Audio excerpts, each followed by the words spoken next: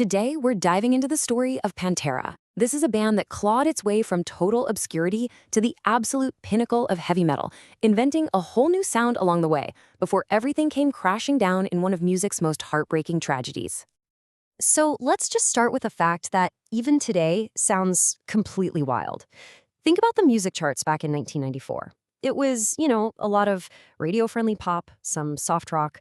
But for 1 week, the #1 album in the entire country was none of those things. It was something way, way heavier.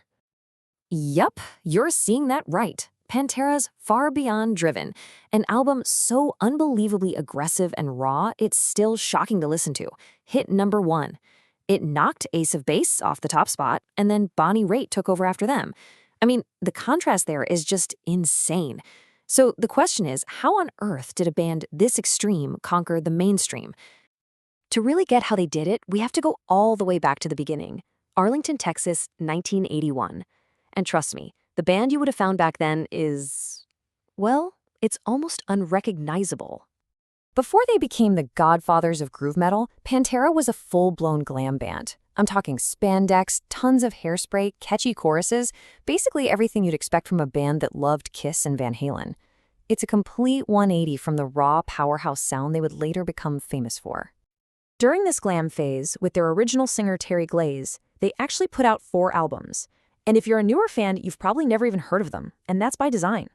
The band so completely disowned this part of their past that these albums are basically ghosts, never re-released, nearly impossible to find.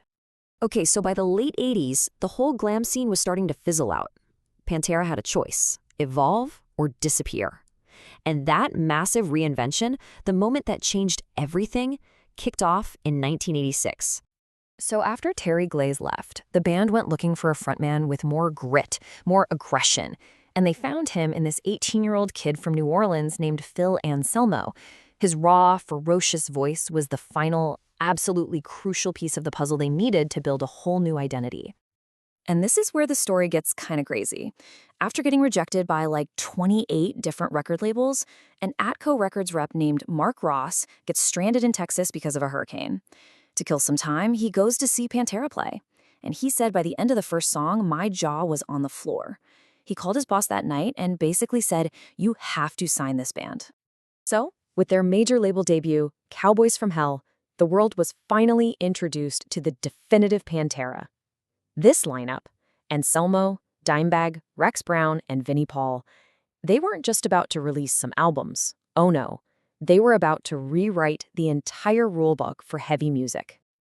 See, Pantera didn't just stumble upon a new sound for themselves. They basically created a blueprint that would go on to define what American heavy metal sounded like for the next decade. What happened next was just one of the most incredible 3-album runs in the history of metal. In just 4 years, they dropped a trilogy that completely changed the game.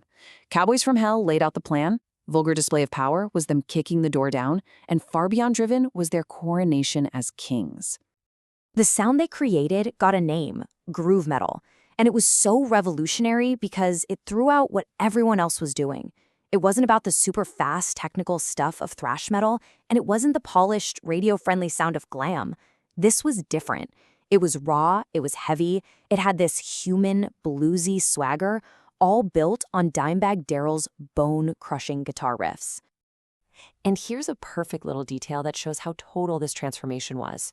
The guitarist who used to call himself Diamond Darrell, which, is a perfect glam era name, became Dimebag Darrell.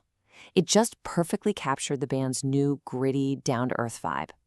But right when they were at the absolute height of their powers, the tight-knit, machine-like unit that was Pantera, it started to fall apart.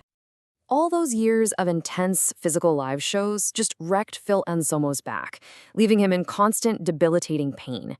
To deal with it, he started self-medicating, first with alcohol and then, tragically, with heroin. This created this huge, painful gap between him and the Abbott brothers, a gap that, sadly, would never close. What was happening behind the scenes eventually just exploded out into the open. The conflict really came to a head with this infamous quote from Anselmo in an interview. Now, he later said it was just a dark, off-the-cuff joke, but the damage was done. For Vinnie Paul, Dimebag's brother, hearing the actual audio of that interview was it. That was the final straw. It confirmed the quote was real, that it wasn't taken out of context. For him, it was an unforgivable betrayal. The brotherhood that had built this incredible band was just shattered. Pantera officially broke up in 2003. So the members went their separate ways. Phil and Rex went on to do their project, Down Passead. And the Abbott brothers, Vinnie and Dimebag, they were determined to keep making music together, so they formed a new band called Damage Plan. But the fallout from that breakup would cast this long, dark shadow that led to one of the most horrific tragedies in the history of music. On December 8, 2004, just about a year after Pantera broke up, Damage Plan was on stage at the El Rosavilla nightclub in Ohio. During the show, a deranged fan rushed the stage and murdered Dimebag Darrell. The attack was just swift, and it was brutal. By the time it was all over, 4 innocent people were dead. Besides Dimebag Darrell, the attack also took the lives of Nathan Bray, a fan who heroically tried to give Dimebag CPR, Aaron Hulk, a club employee who tried to disarm the shooter, and Jeffrey Mayhem Thompson, the band's head of security, who died tackling the gunman. Vinnie Paul, who never spoke a word to Phil Anselmo again after his brother's murder, passed away from heart disease in 2018. His death marked the final, heartbreaking end to the Abbott brothers' revolutionary partnership in music. Pantera's influence is just undeniable. They completely redefined a genre and lit a fire under countless musicians.